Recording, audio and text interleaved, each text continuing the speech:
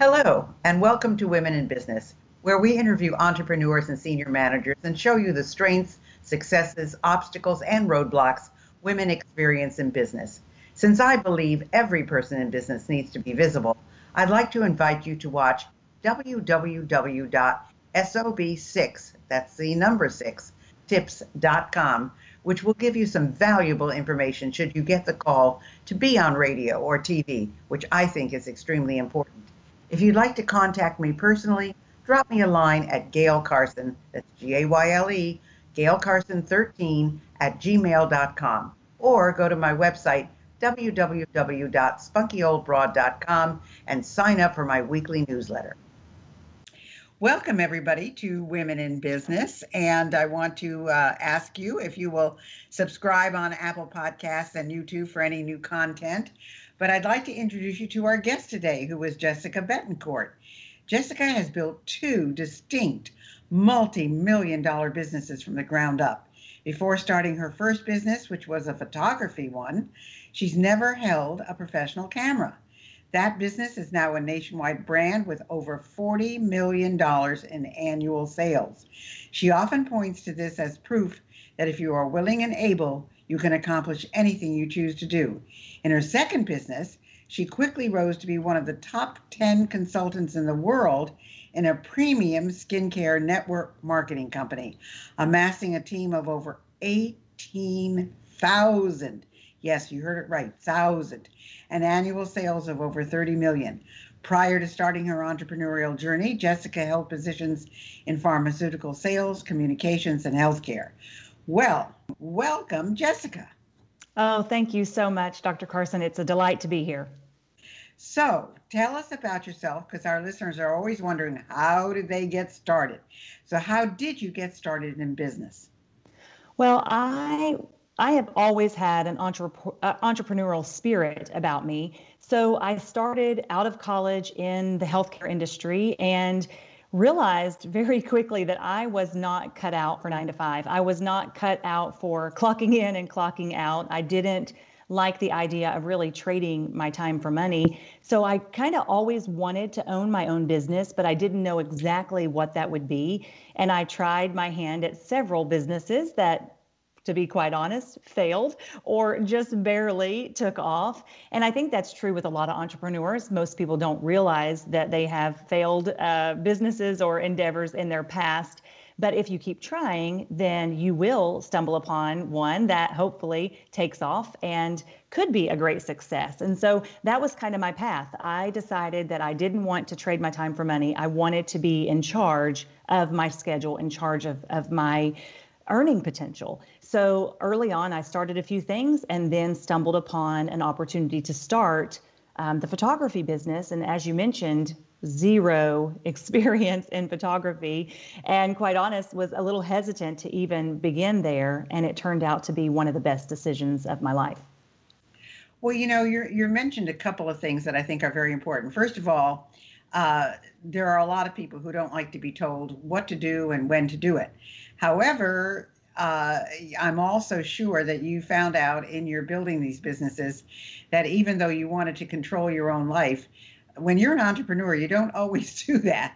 And sometimes you end up working more than you did in a 9 to 5 job, but it is yours and it's yours to make success or failure of. So it's interesting that you started a business with no photography knowledge. Is there a reason that you did that? No, to be quite honest with you, you are exactly right. When you start your own business, you are going to work more than you could ever imagine. And there's going to be sacrifices. There's going to be a lot of unknowns that you're going to have to figure out. So it is a wrong assumption to assume that you're going to leave 9 to 5 and you're going to start a business and it's going to be easier. It's not. It's going to be much harder. But for me, the hard was worth it because I knew I was working towards an end goal of me being able to control when and where I spent my time. So to be honest, my husband had a friend whose girlfriend had an idea to start a newborn journalistic photography business contracting with hospitals. And I love to brainstorm. I love to talk about marketing ideas. And I knew enough about the hospital industry to be able to share with her how she needed to approach working in a clinical environment. And so really, I started out just brainstorming with her, and then she asked me if I would consider being her partner. And to be honest, initially I said no because I had the same knee-jerk reaction that most women have. I don't know enough about this to be able to step into that arena. You know, women, if we don't think that we know it all, we tend to shy away. We take ourselves out of the running. Thankfully, my husband said, Jessica, I think this is a great business idea, and I think you should give it a shot. I said, okay, I'll help market it, but I'm not photographing, I'm not editing, I'm not doing all those things. And within about 6 weeks of saying that, I found myself photographing, editing, and doing all of those things. And that's what you do when you're an entrepreneur. You start right at the beginning, learning all the different things that you need to know to make the business happen, making mistakes, learning from those. And that's how the business grew. And thankfully, as it grew, I was able to put in other people in place to do some of those things that really were not my strong suits, but I did learn them, and I did all of them at least at some point along the way. Wow. Well, you know, it's true. When you're an entrepreneur, you do what you have to do and you learn what you have to learn. But still, that was a pretty quick turnaround, Jessica. I have to say that. But you also enjoy coaching women, and you like coaching them, and you also have a message for aspiring female entrepreneurs. So tell us about why you like coaching women and what that message is. Well, I would say that the misconception is that I did have to learn that business quickly, but I didn't do it perfectly, and it didn't look beautiful. And I would encourage you, don't check my early work in those photography days because they weren't great. But I was willing to try, and I was coachable. And that is truly my passion and my heart for women. If you've got something that you're excited about, give it a try. You never know what it could turn out to be. And so when I think about someone who's aspiring to start a business, that is my real desire for them, is like, don't take something that you're a little bit afraid of and make it harder than it has to be. Take the first step. Give it a try. Learn what you need to learn. Be willing to learn. Be willing to make mistakes. You're going to. You can learn from those mistakes and keep going. It is not ever going to be that straight line. You know, you've seen that graph or that meme that they show the line to success. What people think it is a straight line, and then really it's up and down and all around, and it's crazy. But you have to at least be willing to try, or you're going to just stay stuck where you currently are. And if that's not where you want to be, there are other options. You just have to be willing to work for them. Yeah, you know, it's interesting because someone said to me the other day, well, what were your thoughts when you first went into business? And of course, I was so young. Of course, I believed I could do anything. But the point is that I really didn't have any fear. I just knew I could do it. But within 2 weeks of business, I was handed a cease and desist order from my biggest competitor who thought I was going to take over the world. And I had to grow up really quickly because I didn't even have an attorney. I had to hire an attorney. I had to change the way I did business, et cetera, et cetera. But I just, you know, I think as the older I get, the more hesitant I get because when I was young, I just had no fear at all. I just knew I was going to do it. So you are a two-time entrepreneur. How and why did you get started in your second business? Well, that business, I stumbled upon it really because I was looking for the product. I wasn't looking for a business opportunity. I simply was looking for great skincare as I was getting older and I was starting to see my age on my face. I wasn't happy with the results I was seeing from products I was using from the dermatologist. And so I really stumbled upon this business looking for great product. I didn't necessarily want to start a second business at that point. I was actually quite tired from my current first business. And I didn't really have any desire to go into direct sales. I had all kinds of misconceptions and assumptions about that industry. But I started using the products, fell in love with them, found out that I really didn't know what I didn't know. And I found that it was easy to talk about the products because I enjoyed them so much. I really started out with a heart to start that business working towards a philanthropic goal. And the business just grew in ways that, to be quite honest, I never could have imagined. So I'm so thankful that I set those misconceptions aside. But you've got a team of 18,000 people, and I realize it's a downline kind of thing, but how do you manage that? Well, it is a busy industry for sure. Thankfully, I do have girls that are closer in connection with me. I have leadership girls who are closer in connection with me. And I believe that if you build leaders, not followers, your job gets easier and easier as you go. So my goal was never to be the top leader and be this person that everyone looked to.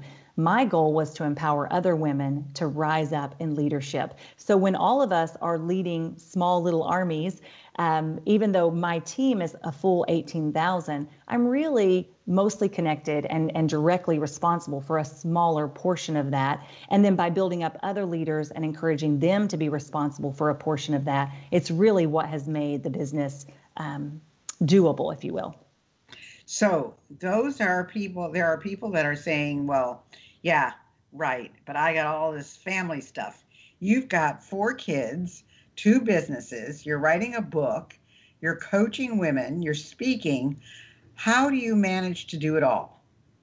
Well, I wasn't always great at managing it all, but I did learn that I had to put some strong boundaries in place, to be quite honest. I had to be willing to make the right sacrifices and not give away my time to all the wrong things. There was a time in my life that I said yes to everything and found myself just burning the candle at both ends, floundering to try to get it all done. And from the outside looking in, everyone thought she's got it all, she's doing it all. And the truth is I was burnout. So I had to learn how to really look at what are my priorities? What am I supposed to be spending my time on? And put really tough boundaries in place around that. I think that's a tough thing for women. It was tough for me, and I don't always get it right, but that truly has been what's allowed me to rein in the busyness, if you will, and focus on productive, good, solid work that I'm supposed to be doing. Well, you're absolutely right. I think women say yes to a lot of things and don't say no to a lot of things they should, because they don't want people to think poorly of them. But what are some of the mistakes or pitfalls that you would coach others to avoid?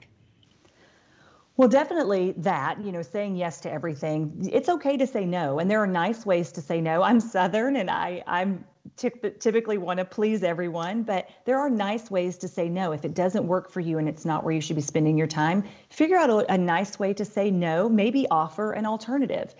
Another pitfall I think women fall into, especially when they're considering starting their own business, is this overthinking. I call it paralysis by analysis. They overanalyze, they overthink. I believe they get way too many opinions before they're willing to even step out and try. I would say don't ask everyone. Get a trusted advisor. Get a few strong women in your life that you can share your thoughts and ideas with. Allow them to guide you. But if you know this is what you're supposed to do, go after it. Also, believing one naysayer. When I started my photography business, I had one contact in the industry, and she lived across the street. We were good friends. I shared with her what I was thinking about doing, and she immediately said, Jessica, it'll never go. It'll never go. Every mom has their own camera. They have their iPhone. It'll never go. And I did leave with a little pit in my stomach, like, could she be right? But then I thought, that's one person. How am I going to let one person derail me? And I think women allow one naysayer to derail them. So those are some pitfalls I would totally say. Don't overthink it. Don't allow one naysayer to derail you, but also don't get 1,000 opinions or you're going to be going in 1,000 different directions. Well, that's true. I think you need to go to people who are successful and are doing perhaps either what you want to do or are just successful people because they think a certain way. So that's very, very important. But you also say that you see obstacles as opportunities, and most people are naysayers when it comes to obstacles. So what's the difference as you see it? Well, I believe when you think about an obstacle as an opportunity, it really is a chance to just get clarification on what you're looking at, what you're up against. It's an opportunity to just learn more and to understand maybe your process better. I think people see rejection as a big obstacle. And to me, I think that's an opportunity to self-reflect. It's an opportunity to think, is what I'm doing what I'm really supposed to be doing?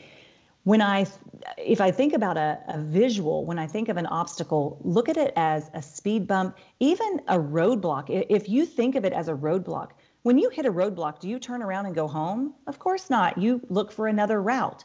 So, there's a guy who started a fudge company and he decided to offer ice cream on the side. His ice cream business took off more than the fudge company. So now he's an ice cream company. He didn't turn around and go home because people weren't buying his fudge. He took a different route.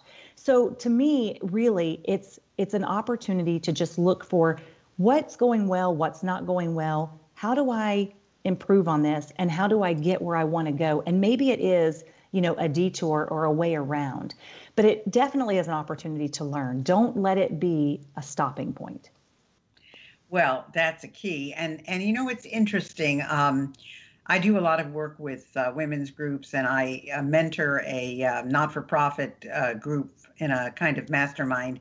And it's interesting because we did a session. In fact, I was in another mastermind group, and we were talking about work-life balance. And the leader said there's no such thing, and I disagreed. So I was put in charge of the next session, which was on work-life balance. But I think there is work-life balance. It just changes all the time. And you have to decide what's a priority and what isn't a priority. So you're writing this book. What's the title of it? Tell us about it. Where can we get it? All of those things. Yes, so the title of the book is I Almost Canceled, Showing Up When Fear Tells You to Stay Home. And the truth is, people look at my life and where I am now, and they have no idea where I came from and what it took to get there. And I think that it's a common thing to look at successful people and just assume this is the way it's always been. But the truth is, I came from very humble beginnings. If you would have asked me in my early 20s what I would have said success was, all I wanted was to live in a 2-story house and not have to budget for groceries. That was my literal definition of success. And when I obtained that, I realized, okay, I've done this. Now, what are the other things that I want to shoot for? But the truth is, I think if I knew all the sacrifice, if I knew how hard the work was going to be, maybe I wouldn't have ever set out. So the book is really just encouraging women to understand what their passion is, not what society says, not what social media is telling them, but what is their true passion, and then be successful at that. And your success and my success can look different. Your definition of success doesn't have to match mine, but whatever it is for you, I believe we all have passions and gifts and talents. And so many women are not working towards that because they're so afraid, or they're working towards what they feel like society says is appropriate for them. So the book really is kind of practical tips on how you can figure out what you're passionate about, how to set boundaries around the way you should be giving away your time, and how you can move towards your goals and your dreams. Wow, those are all important things. When I am coaching women, I find that, they don't go for something if they don't feel they're qualified. In other words, if a job says, these are the 5 things you need, and they have 3 of them, they'll say, well, I don't have all 5, so I'm not even going to apply. When a guy goes for a job, he may have 1 of those things, or maybe even none of those things, and he'll still apply, and maybe he'll get it, maybe he won't. But I do think that what you said originally, women overthink a lot of things. And by doing that, they're really crippling themselves, because it's such an important, you've got to think, what is success to you? I know my definition of success has changed, Jessica, as I've matured and gone into different businesses and so forth. I mean, when I was in the speaking business, which I did for 20 years, and I spoke in 50 countries and 49 states, I mean, I was like a wild woman. I left home on a Sunday or Monday and came home on a Friday. And I remember sitting at a dinner table at 6, and somebody had to cancel going to Puerto Rico because of, I don't know, illness or weather conditions or whatever. And I was the closest. I was in Miami, which I am now. And they called me, and I was sitting at the dinner table at 6, and I was on an 8:00 plane to Puerto Rico. So, I mean, I was like a wild woman. And now with everything that's going on and the aging and all of that. I'm not like that anymore. If I can do it, I do it, and if I can't do it, I say no. I have a speech coming up in March in California, and I don't know if I'm going to make it or not. It really depends on COVID. So, there's so many things that change as you go through life. But the important Absolutely. thing is, I think you must be true to yourself. Now, you have this wonderful, wonderful gift, which is a workflow worksheet. How do people get that, and exactly what is it? Yes. And Dr. Carson, I want to speak to one thing you said. Success does change. Our definition of success and what you're willing to say yes to when you're young and wild, as you mentioned, and what you change into as you evolve, that's all good and that's acceptable. And I think a lot of women overlook that. I think you and I maybe were an anomaly in that we did say yes to the things we were afraid of in the beginning, and I applied to things I didn't qualify for. So I want to share real quickly about my workflow worksheet. And I really believe this has been a key to success for me and that it has allowed me to stay focused each week. It gives me a roadmap. I use my workflow worksheet on Sunday nights. You can use it whenever you want. And it really does ask you some questions to put you in the framework of how you should use your time throughout the coming week. And so if you're interested in getting a hold of it, you can go to my website, jessicabettencourt.com. That's Bettencourt, jessicabettencourt.com. If you go under the Meet Jessica tab, scroll down, you will see the download for it. And if you use it, the first couple times, it's easy. It's a quick worksheet, but it's a little cumbersome in the way that it makes you think differently about how you use your time. But if you use it consistently, you will see that you are weeding out the things that you should be saying no to, and you're saying yes and staying focused on your correct priorities. So the best place to get that is at your website, which is jessicabettencourt.com. Is that the best way for people to reach you if they want to find out more about you? Yes, they can go to my website, and then at the bottom of my website, it tells them all the ways they can find me on social media. Fantastic. That's great. Well, I can tell you that our listeners certainly have gotten an education today from you, Jessica. And I want them to know that they can go to your website. They can find all the information there. And I think she's a great role model for some of you. If you need coaching, if you want to talk to somebody who has built two huge million-dollar, multi-million-dollar businesses, it's very, very important for you. I want to remind you to subscribe on Apple Podcasts and YouTube for new content coming out from us all the time. I want to encourage you to go to my Facebook group, which is the Spunky Old Broad Club, which is a virtual SOB club. And if you need to get in touch with me, just go to spunkyoldbroad.com. There's a contact there for you, and I'll answer you as soon as I get your missive. So I just am so excited for everything that you're doing, Jessica. And what's the future for Jessica? Well, I'm excited about the book launching in January. Originally, we thought October. It's now January. I'm excited about that. And then we'll just see where things go. I always start out with a vision in mind, and then you just never really know where the world's going to take you. So I'm so excited about the book coming out and all the speaking opportunities as we hopefully see our world open back up. And Dr. Carson, I really appreciate the opportunity to be here today with you and your listeners.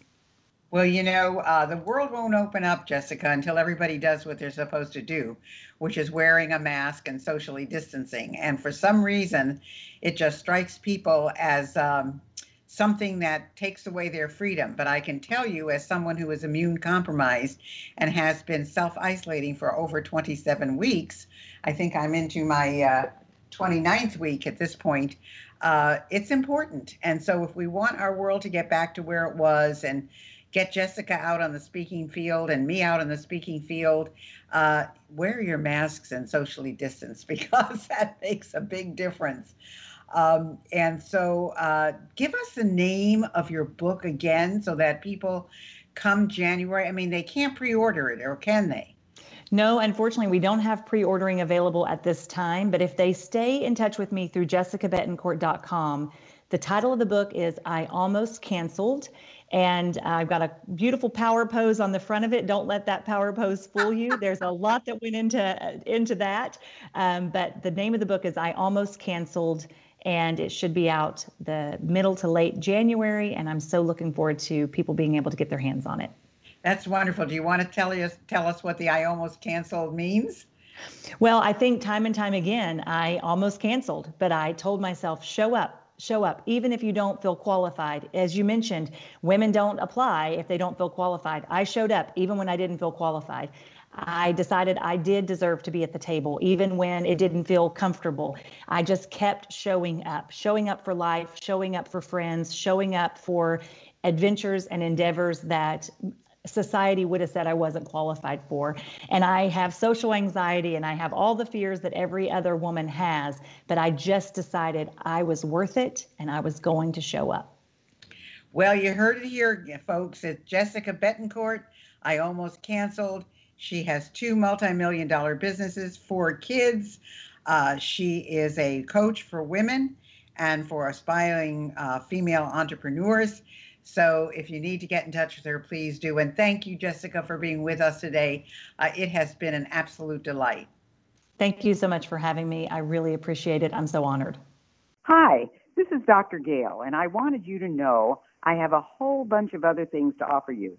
If you go to spunkyoldbroad.com, you will see an array of SOB stuff for sale and all our latest products and additions. If you're interested in getting on TV, I have a brand new course, Get on TV. And if you want to start your own business, you'll want my SOB Guide to Business Success. I know you'll love them all. I guarantee it.